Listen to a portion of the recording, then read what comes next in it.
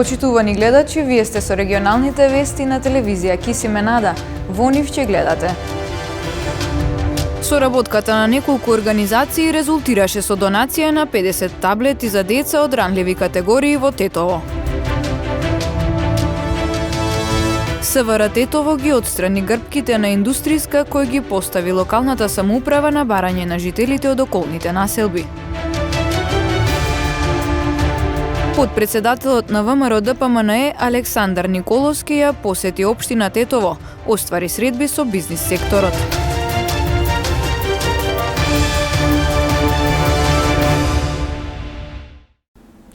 Соработката на неколку организации резултираше со донација на 50 таблети за деца од ранливи категории во Тетово.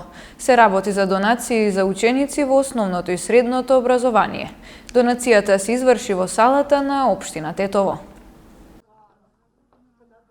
50 таблети ќе бидат донирани на деца од ранливи категории со посебни потреби или пак семејства со повеќе деца. Се работи за донација наменета за ученици во основното и средното образование во Тетово. Во општина Тетово невладината организација Сонце ги додели таблетите на општината, која потоа ќе ги распредели на децата на кои помошта им е најпотребна. Се работи за соработка помеѓу повеќе организации и партнери. Таблетите ги доделуваме на општината, тоест на училиштата, а потоа училиштата ќе ги додадат на децата, бидејќи они знаат да ги идентификуваат кои деца, без разлика на етничка припадност. Свесни сме дека е ова донација многу скромна, меѓутоа благодарејќи донацијата ја донира ГИС, Македонија, Налас и ЗЕЛ, значи во соработка со нив. Ние сме како нивни субгрантисти и исто така доделивме 16 лаптопи во општина Куманово. Како дополнителна активност на ова акција е дека после тоа, откако ќе им се доделат уредите на децата, ние имаме експерти кои ќе ги воведат во платформата на онлайн учење и кои ќе помогнат онлайн наставата да се движи безпрекорно и за таквите деца. Ахмет Ќазими од секторот за јавни дејности Тетово истакна дека од самиот почеток на онлайн наставата се работело во насока да има целосна опфатност на учениците во новиот начин на спроведување на истата. Процентиве на ученици што ја следат наставата од дистанца е многу висока, над 90%, што е над државниот просек. Сите иницијативи што се во оваа насока за обезбедување на компјутери и за подобрување на процентот на вклученост на учениците се добре дојдени, така да во оваа ситуација благодарност до Налас, благодарност до ЗЕЛС и да нивната партнер организација од Тетово Сонце што обезбедија таблети за учениците од основните и средните училишта, кои што ќе го подобрат процентот на вклучителност на нивните во онлайн наставата. За време на пандемијата, од организацијата Сонце преку Ромскиот образовен фонд доделиле околу 400 таблети за деца во повеќе општини низ земјава, а доделували над 4000 хуманитарни пакети за семејства во соработка со Фондација Отворено општество. СВР Тетово ги отстрани грбките на булеварот Индустријска, кој претходно ги постави локалната самоуправа на барање на жителите од околните населби. Од таму информираат дека наскоро ќе бидат поставени вакви испакнатини според стандарди. Отстранети се грбките на улицата Видоја Смилевски бато, позната како Индустријска, кој претходно ги постави локалната самоуправа на барање на жителите во тој дел од градот. Од СВР Тетово велат дека овој потек е направен бидејќи истите не ги исполнувале законските услови. А во следниот период преку проект ќе бидат поставени вакви испакнатини според стандарди, а ќе има и соодветна сообраќајна сигнализација. На 12 овој месец до секторот за внатрешни работи Тетово поднесен е проект за поставување на вештачки испакнатини, така наречени грбки, на улицата Видоја Смилевски бато во Тетово, попозната како Индустријска, а што го изготвиле од тетовската локална самоуправа. Неодамна поставените грбки пак по барање на секторот за внатрешни работи Тетово вчера се целосно отстранети, бидејќи не ги исполнувале предвидените законски услови, согласно членот 351 од Законот за безбедност на сообраќајот на патиштата и правилникот за средства за забавување на сообраќајот. Со проектот кој наскоро ќе ја добие потребната согласност од секторот за внатрешни работи Тетово, На неколку места на оваа улица ќе се постават вакви испакнатини кои ќе бидат заокружени и со соодветни сообраќајни знаци и кои ќе бидат осветлени во вечерните часови. Со поставувањето на грбките ќе се придонесе за поголема безбедност на сите учесници во сообраќајот и посебно на пешаците, дотолку повеќе што на овој потек се наоѓа и училиште во кое се образуваат и најмлади основци. Жителите на околните населби на 25 јануари излегоа на протест, преку кој побараа од надлежните поголема безбедност на сите учесници во сообраќајот во тој дел, при што упатија неколку барања. Да се постават грбки на улицата, физичко делење на целиот индустријски пат со соодветни пешачки премини и да биде разгледано прашањето за надвозник за училиштето. На оваа улица чести се сообраќајните несреќи. Пресудно за жителите да излезат на протест беше 6-годишното девојче жртва. Минатата година во вкупно 50 сообраќајни незгоди се повредени 14 пешаци и 1 велосипедист. Подпредседателот на ВМРО-ДПМН Александар Николовски во рамките на теренските активности денеска ја посети општина Тетово. Николовски оствари средба со бизнис секторот во состав на фабриката Тетекс, а ќе ја посети и технолошко-индустријската развојна зона. Практично го создаваат националното богатство на Македонија, го полнат буџетот, даваат плати, е дека имаме две вистини. Едната е дека имаме исклучително амбициозни луѓе кои што сакаат да работат тука во Македонија и да допринесат. И од друга страна, за жал, имаме една неодговорна власт и влада која што не ги помага овие луѓе. Скоро и да не слушнавме да луѓето добиваат било каков тип на помош. Например, во рамките на FI Engineering се развива еден едукативен центар, кој што едукативен центар треба да овозможи наследните млади генерации да стекнат обука уште во рамки на своето образование со цел веднаш по завршување на образованието да можат да најдат работа. Воопшто не е поддржан од државата, самиот стопанственик решил да инвестира. Понатака во однос на ресторанот гледаме дека овие мерки поврзани со короната траат скоро година дена. Во Македонија се забранети собери од типот на организирање свадби, крштевки, роднеднени, она што е основна дејност на тие ресторани и до тука е во ред. Она што е проблем е што нема никаква поддршка од државата. Луѓето трпат огромни загуби, имаат вработени кои што сега седат дома, имаат кредити кои што треба да ги плаќаат, а немаат никаква поддршка од државата, што доведува на рапна екзистенција бројни семејства кои што се дел од овој сектор.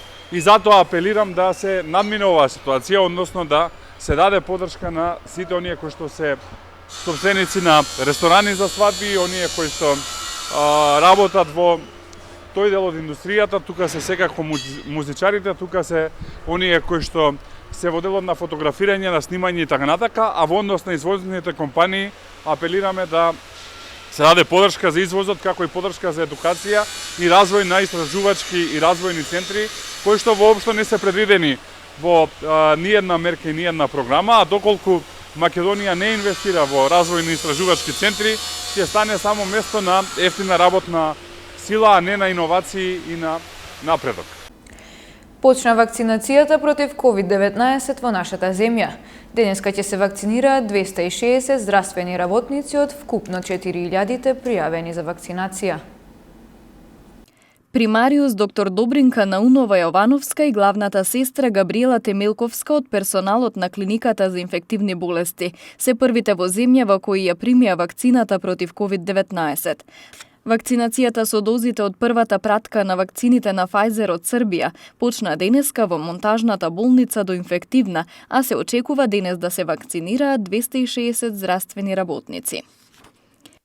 Јас ја примив вакцината, се чувствувам одлично, самата аплицирање на вакцината е безболно и можам да препорачам да секој од нас кој е во оваа држава и сега веќе имаме вакцини, ја прими вакцина. Секако дека се чувствуваме посигурни дека со вакцинацијата ќе се намали бројот на новозаболени и дека ќе почнеме да се враќаме во нормален живот. За сега планот е да се одвива тука во Скопје, во модуларната болница, заради тоа што овој персонал е трениран и едуциран за оваа вакцинација сега, интензивно во овие изминати денови, и вработените во ковид центрите од другите болници во текот на викендот и почетокот на следната недела, кога доаѓа распоредот, ќе доаѓаат тука. Понатаму, вакцините ќе се дисперзираат низ целата држава.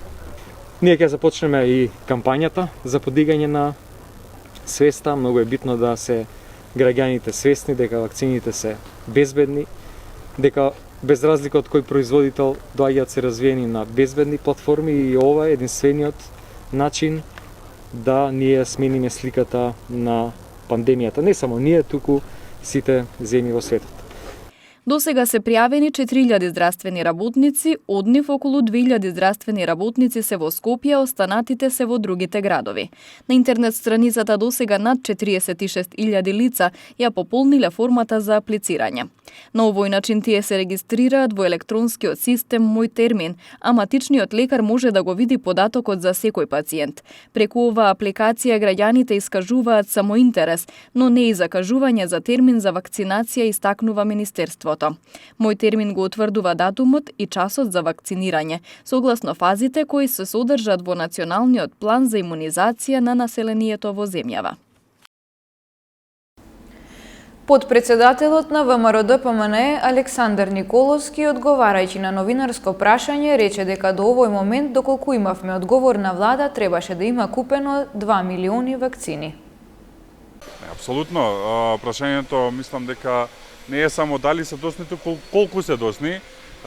За жал, Македонија е последна држава во Европа која што почнува со вакцинација, со една многу мала скромна бројка која што беше донирана од Србија и треба да знаат граѓаните дека денес ќе почне имунизацијата, за 2-3 дена ќе заврши, затоа што со овие 4000 и нешто дози ќе се вакцинираат 2000 луѓе и ќе заврши тука работата, а треба да се вакцинира некаде 60 до 70% од населението, доколку сакаме да Македонија се заштити од корона вирусот. До овој момент да имавме одговорна власт каква што немаме, требаше Македонија да има купено 2 милиони вакцини и милион луѓе да се вакцинираат во овој момент.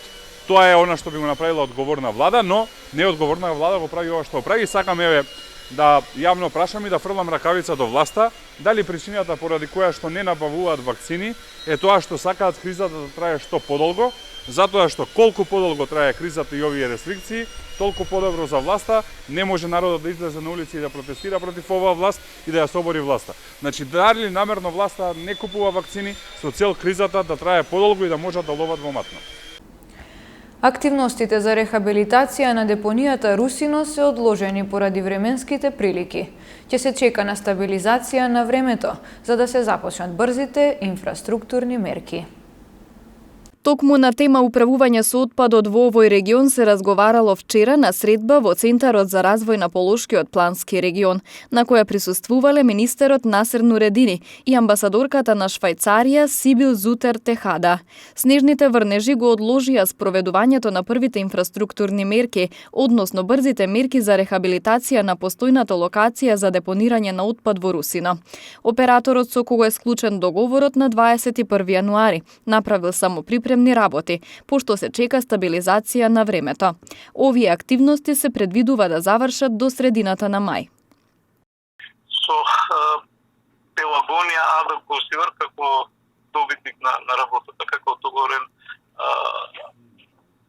договорена страна, спроведуваме мерки со кои треба да се намалат штетите предизвикани од изседокот, тоа е црните води, отпадните води што излагат од атмосферските води кои поминуваат низ телото на депонијата. Тоа е една мерка.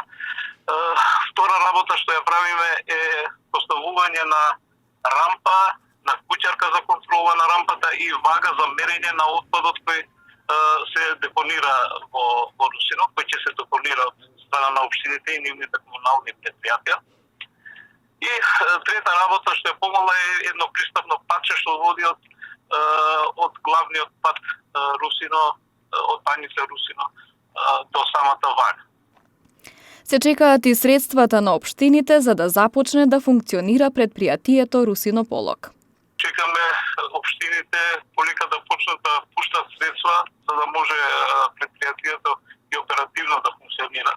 Треба да направиме на следната седница на управниот одбор да минеме веќе направената предлог систематизација за вработувањата што се предвидени за функционализирање на предпријатието, како и годишната програма и буџет за оперализација на работите на предпријатието. На барање на Министерството за животна средина и просторно планирање, владата на почетокот на февруари го одобрила започнувањето на постапката за обезбедување на заем од меѓународните финансиски институции за воспоставување на регионални системи за управување со отпад во југоисточниот, Вардарскиот, Пелагонискиот, југозападниот и Полошкиот регион. За оваа цел ќе бидат неопходни над 55,3 милиони евра, со кои ќе може да се започне изградбата на основната инфраструктура за управување со отпадот, информираат од Министерството. Лишени од слобода двајца тетовци кај кои била пронајдена марихуана. Одземено патничко моторно возило чија регистрација била истечена. Во продолжение следуваат деталите од полицискиот билтен. Во текот на изминатото деноноќие за неносење заштитни маски на вкупно 65 лица, 35 од Тетово и 30 од Гостивар, изготвени им се прекршочни платни налози, согласно член 6 од соодветната владина уредба. Во овој период на Тетовско-Гостиварското подрачје на 15 лица од Тетово и 1 лице од Гостивар, изготвени им се нови решенија за изолација од Државниот санитарен и здравствен инспекторат, а контроли им биле извршени на 262 лица од Тетово и 103 лица од Гостивар со вакви решенија и при тоа не било констатирано непочитување на истите. Вчера вечер околу 21 часот и 30 минути во Тетовско Горно Седларце полициски службеници на СВР Тетово лишиле од слобода 23 годишникот Тетово и 30 годишникот Тетовско Джепчиште. Принивени при преглед на возилото со тетовски регистарски ознаки што го управувал тетовецот, а во кое се превезувал и 30 годишникот, им била пронајдена марихуана. Двајцата биле задржани во полициската станица Тетово за расчистување и документирање на случајот, пошто ќе им бидат изготвени поднесоци. Вчера околу 15 часот и 30 минути на улица Маршал Тито во Тетово полициски службеници времено одзеле патничко моторно возило управувано од 19 годишник од Скопско Бојане, кое не било регистрирано повеќе од 6 месеци. Против сопственикот на возилото ќе следува соодветен поднесок по член 344.3 од Законот за безбедност на сообраќајот на патиштата. Вчера исто така околу 18 часот и 45 минути на улица Илинденска во Тетово времено било одземено и патничко моторно возило со тетовски регистарски ознаки, што го управувал 38 годишен тетовец, кое не било регистрирано повеќе од 6 месеци. И против сопственикот нова возило ќе биде изготвен поднесок, додека глобата за овој прекршок изнесува 500 евра во денарска противредност. Инаку одстапувањето во сила на законските измени конкретно на декември минатата година на поширокото тетовско подрачје заклучно со денеска, вкупно се одземени 27 возила, од кои 26 за истечена регистрација и 1 за бучавост.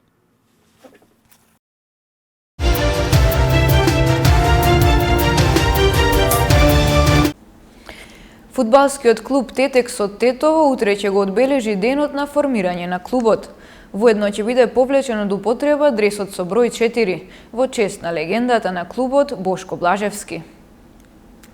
Фудбалскиот клуб Тетекс утре на теренот на спортскиот центар во Тетово ќе одигра ревијален надпревар против Брегалница од Штип. Датумот за одигрување на овој надпревар не е случајно избран, бидејќи токму на 18 февруари во 1953 година е формиран фудбалскиот клуб Текстилец, кој подосна го менува името во Тетекс.